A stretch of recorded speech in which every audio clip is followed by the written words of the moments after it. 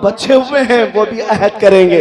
हम शादी करने से पहले, एक अजीब बात नहीं है, वो मौलाना लोगों से मसले बहुत पूछने आते हैं, बहुत मसले, वजू के मसले, नमाज के मसले, ज़कात के मसले, सब मसले, और तलाक के मसले तो ज्यादा आते हैं, ये सब मसले आते हैं। लेकिन नौजवान ये क्यों नहीं पूछने आता कि मौलाना ये बताएं मेरे नबी पाक को कैसी शादी पसंद थी।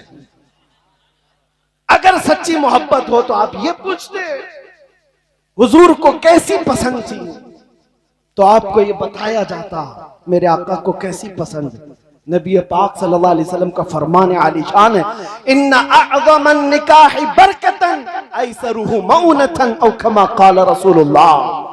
मेरे आका सल्लल्लाहु अलैहि वसल्लम फरमाते हैं सबसे बेहतरीन निकाह और सबसे ज्यादा बरकत वाला निकाह वो है जिस निकाह में खर्चा कम किया जाता है।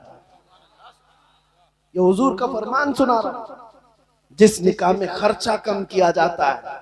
आपको पता है एक सहाबी आए, कहा हुजूर गरीब हूं लेकिन शादी की ख्वाहिश है।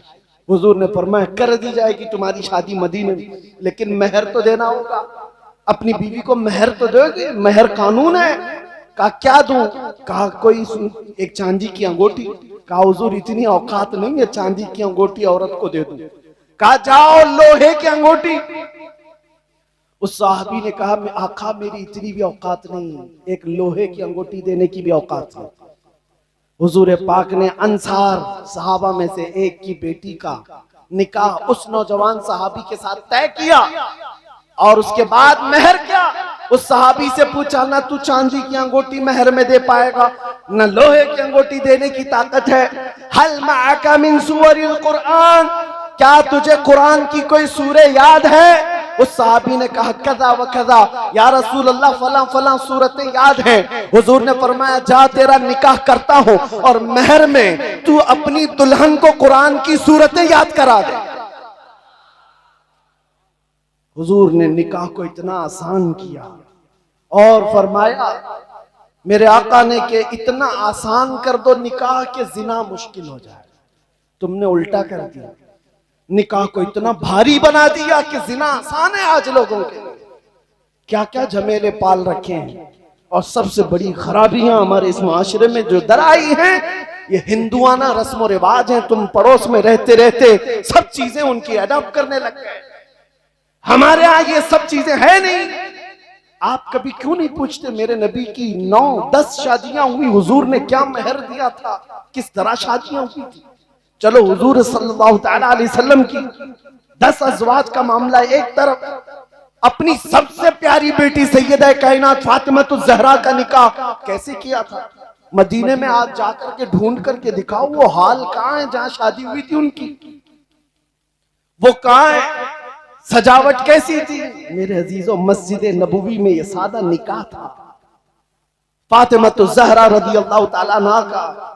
मैं आपसे ये नहीं कहना चाहता हूं कि आप शादी बिल्कुल ही खत्म करो, अपनी अपनी हैसियत के मुताबिक शादी अच्छी करो, खिलाओ पिलाओ, लेकिन हराम काम को तो आने मत दो।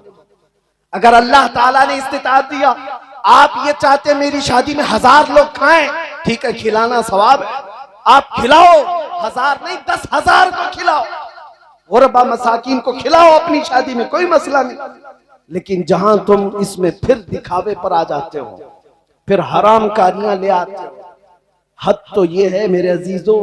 कई ऐसे इलाके मुसलमानों के मुझे समझ में नहीं आते कि जहां नामर्दों को, हिजड़ों को लाकर शादियों में नचाया जाता है। नाउज़ु बिल्लाहि मिन ज़ालिक। किस तरफ चल पड़ी है कौम, कहां है तुम्हारी अखलाक? हरगिज नहीं रवा है तुम्हारे लिए। आपको ये सवाल करना चाहिए मेरे नबी को कैसी शादी पसंद है, आपको बता दिया जाता, लेकिन पूछता नहीं नौजवान, क्योंकि बहुत सारी कुर्बानियां देनी पड़ेंगी, छोड़ना पड़ेगा। आज ये अहद करो ऐ नौजवानों, मैं मुआशरे में मौजूद बेहयाइयों और बुराइयों को मिटा करके हुजूर की सुन्नतों को जिंदा करूंगा इंशाअल्लाह। मेरे आका ने फरमाया मन तमस्सका बिसुन्नती इंद फसादी उम्मती फलहु अजरु मिअतु शहीद, फलहु